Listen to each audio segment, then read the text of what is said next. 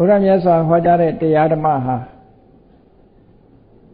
လူမျိုးနဲ့လည်းမသက်ဆိုင်ဘူး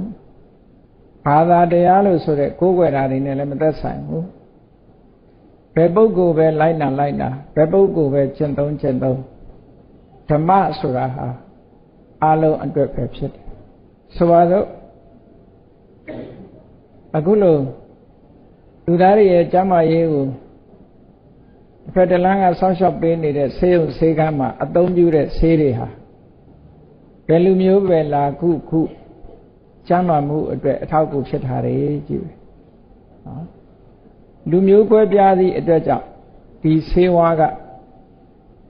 မကုသဘူးလို့မရှိဘူးဆေးဝါးကအကျိုးမဖြစ်ဘူးလို့မရှိဘူး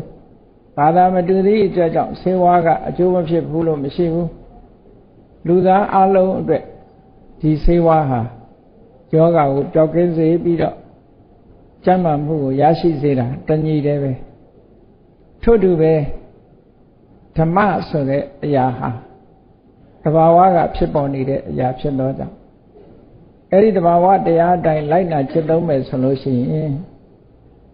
မြည်သည့်လူမျိုးလိုက်နာသည်ဖြစ်စေမြည်သည့်ဘာသာဝင်လိုက်နာသည်ဖြစ်စေတညီတည်းသောအကျိုးကိုရမှာသိချပါ